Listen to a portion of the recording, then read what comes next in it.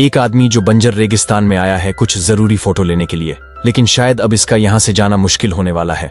कहानी की शुरुआत होती है और हम वेंटम नाम के आदमी को देखते हैं जो कहीं शहर से बहुत दूर इस सूखे रेगिस्तान में सूर्य ग्रहण की तस्वीरें लेने आया है। वेंटम एक फोटोग्राफर है। क्योंकि अब सूर्य ग्रहण होने वाला था, इसलिए वेंटम जल्दी जल्दी अपना सेटअप लगा लेता है।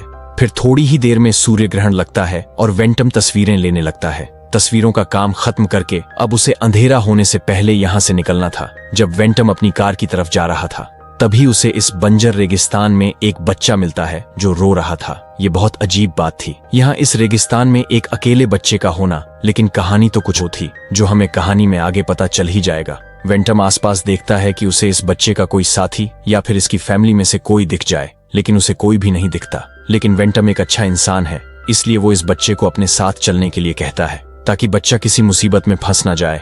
लेकिन बच्चा वेंटम की कोई बात नहीं सुनता और यहाँ से जाने लगता है। जब वेंटम उससे पूछता है कि कहाँ जा रहे हो, तो वो कहता है कि मेरे माँ बाप खो गए हैं, मैं उन्हीं को ढूंढने जा रहा हूँ। न चाहते हुए भी वेंटम उस बच्चे का पीछा करने लगता है। वो बच्चा उसे उसकी कार से काफी दूर ले आता है और फिर उसे बिना कुछ कहे हंसते हुए वहां से भाग जाता है। अब वेंटम को समझ आ चुका था कि उस बच्चे ने जानबूझकर उसे यहाँ फंसाया है। वेंटम अब बहुत थक चुका था, लेकिन उसे रात होने से पहले यहाँ से निकलना होगा। यही सोचकर वेंटम अपनी कार की तरफ चलने लगता है। लेकिन अब उसे ये पता था कि वो जितना भी चल ले, रात हो ही जाएगी। काफी देर चलने के बाद अब वेंटम रास्ता भटक चुका था। कोई रास्ता न होने की वजह से अब वेंटम यहीं रात गुजारने का फैसला करता है। वो एक भटार के नीचे लेट जाता है और थोड़ी देर बाद वेंटम को अजीब सी आवाजें आती हैं। वेंटम उन आवाजों का पीछा करता है और उसे गोल और गहरे आकार की एक खाई दिखती है, जिसके दरमियान में एक घर था जिसमें लाइट जल रही थी। वहां लगी सीढ़ी की मदद से वो नीचे जाकर घर का दरवाजा खटखटाता है, लेकिन कोई जवाब नहीं आता। जिसके बाद वेंटम खुद ही अंदर चला जाता है। अंदर एक अकेली लड़की थी जो खाना बना रही थी। वेंटम उससे बताता है कि मैं यहाँ फंस गया हूँ, मुझे तुम्हारा फोन इस्तेमाल करना है। लेकिन वो लड़की वेंटम को कोई जवाब नहीं देती। जिसके बाद वेंटम उसे उस बच्चे के बारे में बताता है जो वेंटम को यहाँ फंसाकर भाग गया। वो लड़की वेंटम को खाने के लिए खाना देती है और वेंटम को बताती है कि रात बहुत हो चुकी है, अब तुम्हें यहीं सो जाना चाहिए। वेंटम उसकी बात मानकर सोने लगता है। फिर थोड़ी देर बाद वो लड़की वेंटम के सामने ही अपने कपड़े चेंज करती है और सो जाती है। सुबह होती है और वेंटम चुपचाप वहां से निकलने लगता है। लेकिन जिस सीढ़ी से वो यहाँ आया था, वो अब वहां पर नहीं थी। खड़ी चट्टानें होने की वजह से सीढ़ी के अलावा ऊपर जाने का कोई रास्ता नहीं था। वेंटम उस लड़की से सीढ़ी के बारे में पूछता है, जिस पर लड़की जवाब देती है, मुझे नहीं पता। कभी कभी वो लोग सीढ़ी ले जाते हैं जिस पर वेंटम उन लोगों के बारे में पूछता है, लेकिन लड़की उसे कोई जवाब नहीं देती। फिर वेंटम को लगता है कि कुछ देर में वो लोग सीढ़ी वापस लगा देंगे और टाइम पास के लिए उस जगह की तस्वीरें लेने लगता है। लेकिन सुबह से दोपहर हो जाती है, लेकिन कोई सीढ़ी नहीं आती। इसलिए अब वेंटम खुद ही ऊपर चढ़ने लगता है, लेकिन वो नहीं चढ़ पाता और मजबूरन दूसरी रात भी वहीं गुजारनी पड़ती है।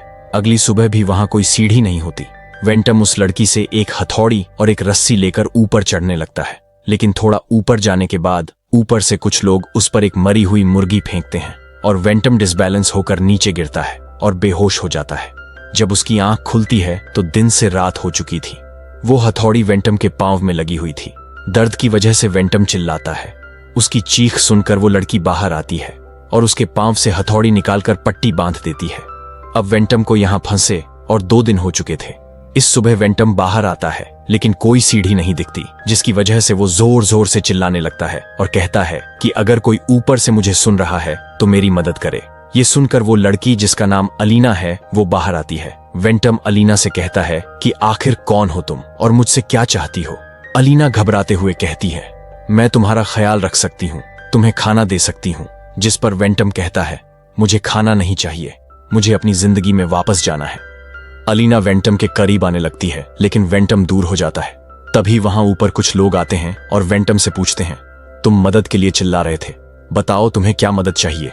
वेंटम उन्हें देखकर बहुत ज्यादा खुश होता है और बताता है कि मुझे बस यहाँ से बाहर निकलने के लिए एक रस्सी चाहिए। वो लड़का वेंटम को बताता है कि तुम यहीं रुको, मैं रस्सी लेकर आता हूँ।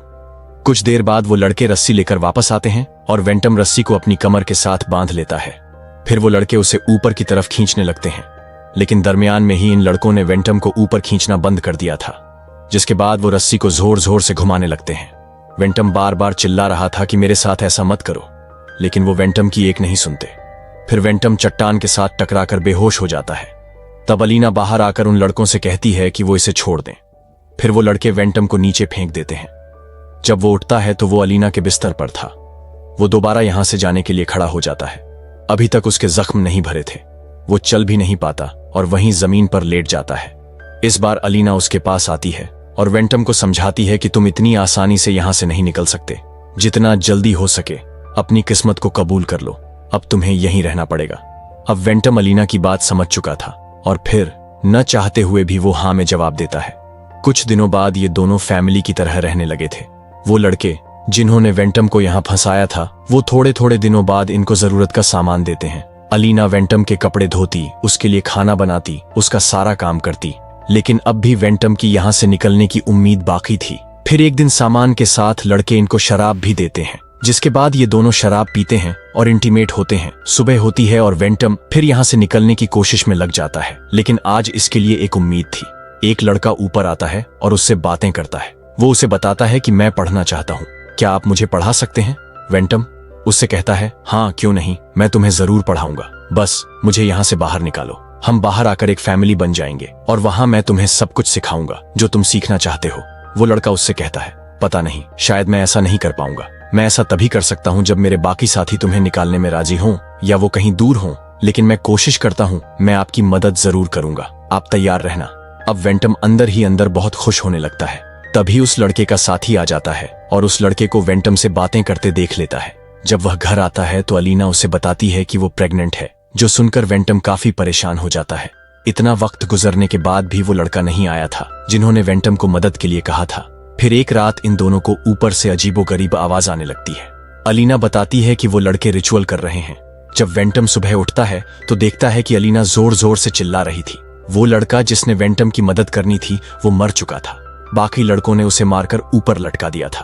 उसे देखकर अलीना रो रही थी। वो वेंटम से कहती है कि ये मेरा बच्चा था और तुम्हारी वजह से मरा गया।